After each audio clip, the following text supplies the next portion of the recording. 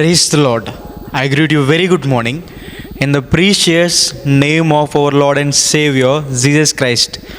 మన ప్రభువును రక్షకుడైన యేసుక్రీస్తు నామంలో మీ అందరికీ శుభాలు తెలియజేస్తున్నాను. ఎలా ఉన్నారు? మీరంతా బాగున్నారా?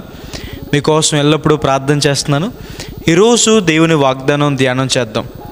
ఉపవాసములు మనోహరములైన పండుగలగును. హల్లెలూయా. మన ఉపవాసాన్ని దేవుడు పండుగగా మారుస్తాడని, విందుగా దేవుడు మారుస్తాడని, ఉపవాసం ఉండి ప్రార్థన చేయాలా? దేవుని వాక్యం సెలవిస్తుంది. క్రీస్తు ప్రభువారు చెప్పిన మాట, కొన్ని కార్యాలు ఉపవాస ప్రార్థన వల్లే సాధ్యమవుతాయని. మీ వస్త్రాలు కాక మీ హృదయాల్లో చింపుకొని ఉపవాసం ఉండి ప్రార్థన చేయండి, దేవుడు మీ మీద కనికరం చూపిస్తాడని దేవుని వాక్యం సెలవిస్తుంది.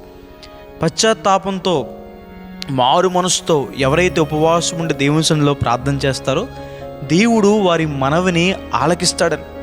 మేము ఉపవాసం ఉండి ఆ సంగతిని బట్టి మనవి చేయగా దేవుడు మా ప్రార్థన ఆలకించారు, మా మనవిని ఆలకించారని రాయబడింది.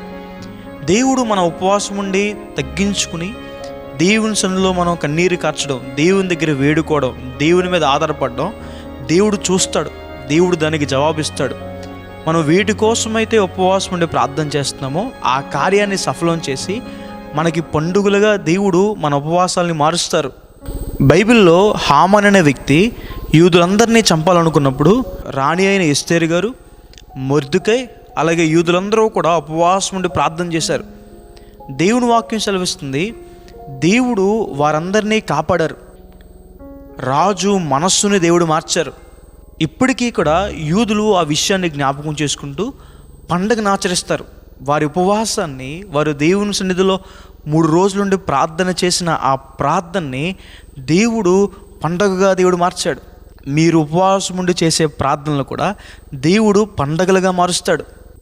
యెహోషాపాతు రాజు మీదకి 3 దేశపు సైన్యాలు వచ్చేసినప్పుడు రాజు దేవుని దగ్గర సహాయం కోసం ఉపవాసం ఉండి ప్రార్థన చేస్తాడు.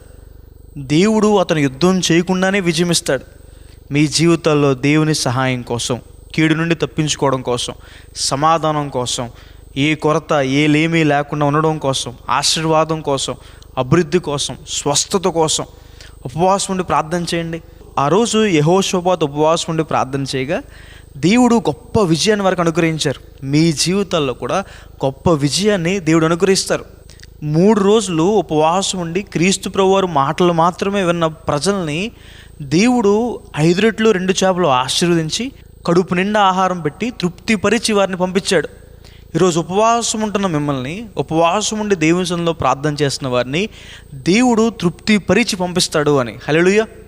దేవుడు ఏ కొదువ లేకుండా, ఏ లేమీ లేకుండా మీ జీవితంలో మేలు చేయగలడు. మీరు ఉపవాసం ఉండి ప్రార్థన చేస్తే మీ ప్రతి ఉపవాసాన్ని దేవుడు మనోహరమైన పండుగలుగా మారుస్తాడు అని. హల్లెలూయా. ఈ వాగ్దానం మీద విశ్వాసం ఉంచండి, విశ్వాసంతో ఉపవాసం ఉండండి. మీ ప్రతి ఉపవాసము పండుగలుగా మారుతుంది. మీ కన్నీరు ఆశీర్వాదంగా మారుస్తుంది, శాపం దీవెనగా మారుతుంది, ముళ్ళు మేలుగా మారుతుంది, అవమానం ఘనతగా మార్చబడుతుంది. ప్రార్థన చేసుకుందాం. సర్వశక్తిమంతుడా, జీవం గల దేవయ్యా, ఈరోజు ఈ వాగ్దానం ద్వారా మాతో మాట్లాడినందుకు దేవా ప్రభువా మీకు వందనాలు. ప్రియులు ఎంతమంది అయితే ఈ వాగ్దానం వీక్షించారో వారి జీవితంలో మేలు చేయండి, మీ సహాయాన్ని సహకారం అందించండి ప్రభువా. ప్రతి ఒక్కరి జీవితంలో గొప్ప కార్యాలు చేయండి. ఉపవాసం ఉండి మిమ్మల్ని వెతికే వారి పట్ల ప్రభువా మీ వాగ్దానాలు నెరవేర్చండి. వారి జీవితంలో గొప్ప కార్యాలు చేయండి. ఉపవాసాన్ని మనోహరమైన పండుగలుగా ప్రభువా వారి జీవితంలో మేలు చేయండి ప్రభువా. వారు దేనికోసమైతే ఉపవాసం ఉండి ప్రార్థన చేస్తున్నారో ప్రభువా ఆ కార్యాలు నెరవేర్చమని, దీవెనలు కుమ్మరించమని యేసు నామమున వేడుకుంటున్నాను తండ్రి. Amen. God bless you. God bless India.